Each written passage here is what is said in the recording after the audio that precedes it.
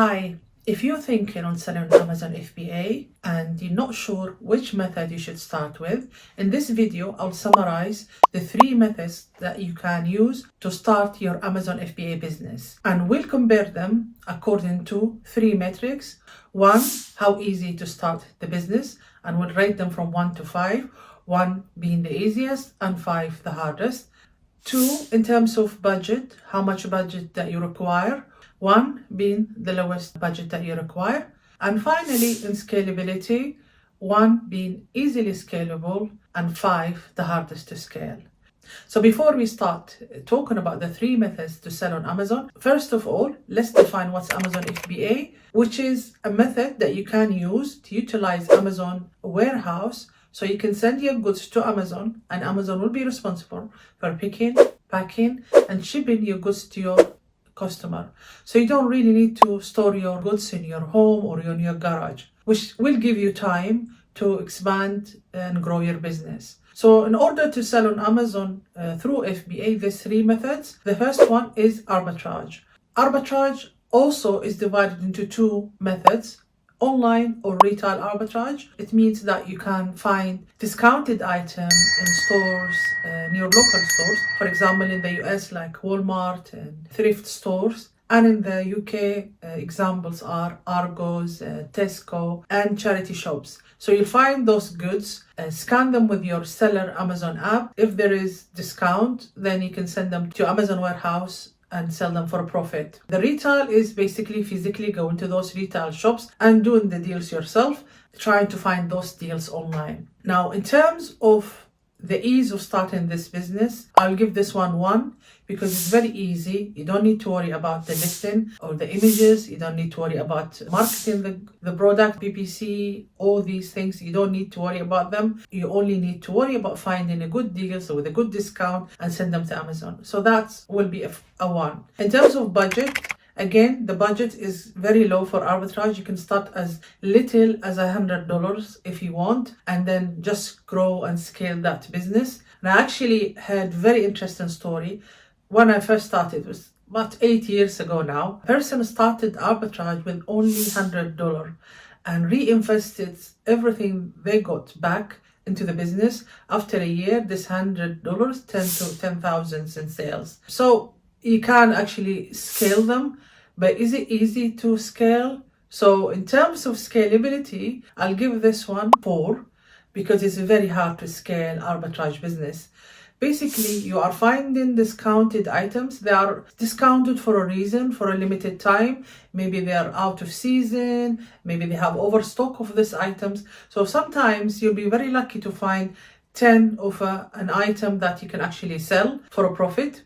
And also there's other issues, which is by the time you send them to Amazon, you might find 100 others doing the same. So you will be in queue to sell this product. Eventually, when you try to sell it, your turn comes in to sell, you might have to reduce the price to get rid of that stock because it's been on Amazon for a long time. It's not straightforward that you'll find a deal, you'll send them to Amazon and it will sell immediately. So because of that, scalability and arbitrage is very difficult. So if you found those items in Walmart or in Argos, going back again to the store, you might not find them again. So you're constantly looking for new products to find. The second method to sell on Amazon is through wholesale. For wholesale, you will need to find items, again, in your local stores from wholesalers. Now, you have to find them from wholesalers.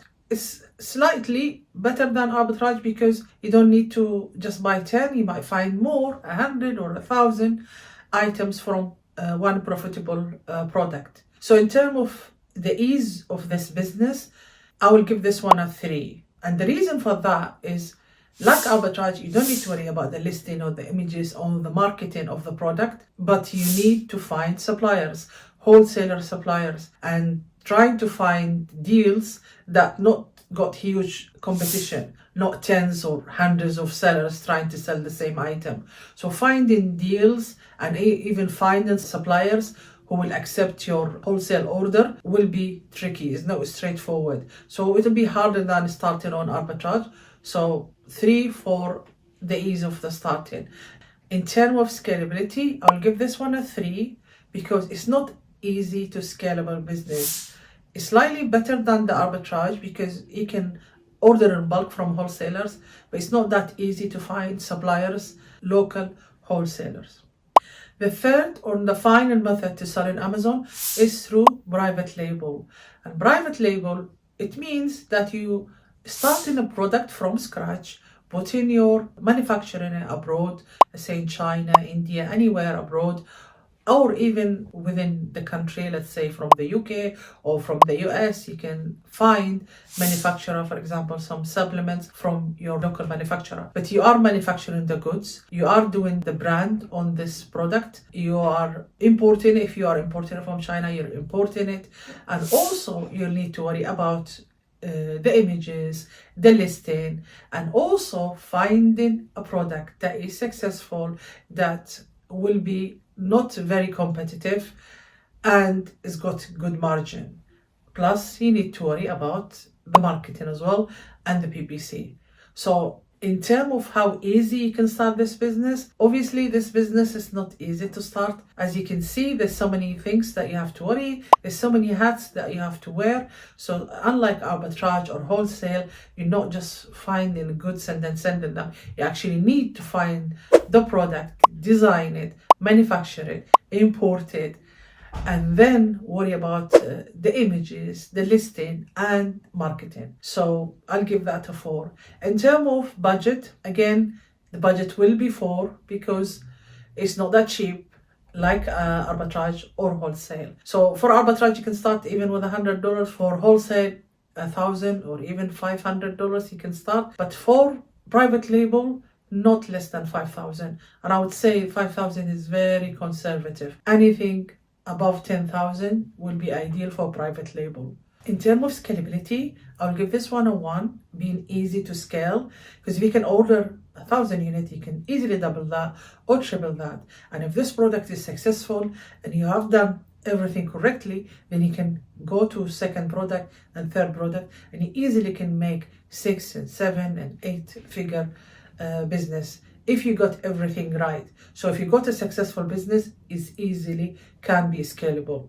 So these are the 3 methods you can sell on Amazon, and according to your budget and willing to learn the skills that you require, this is gonna be for either private label or arbitrage, you decide which is the best method that you should start. But I will tell you something, a lot of people would say to you, when you start arbitrage or wholesale, gives you a window to learn Amazon. Actually, it doesn't give you that much to learn private label.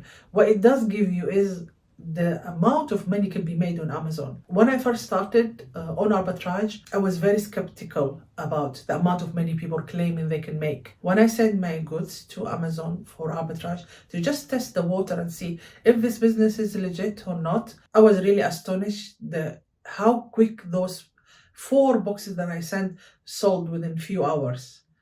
That just gave me an idea how easily you can sell on Amazon, and the demands there is in the marketplace that's massive with all these customers ready to buy your goods. That's the insight that it gives me. But when I started private label, doing arbitrage did not help me, or wholesale did not help me to master all these skills. You have to learn them. So it won't teach you much, it just will teach you very simple basic things about how you can do a listing, how you can send a shipment, which is very easy that you can learn this one in a day. So that's not going to give you insight to private label. So if you want to do private label, you really need to start learning. And I always tell people, I've been doing Amazon for now almost 8 years now, and I'm still learning. Every day I'm learning something new. And that's how business gets successful, that you always have to learn, adapt, or change if you have to. Amazon has changed since I started. So many things have changed.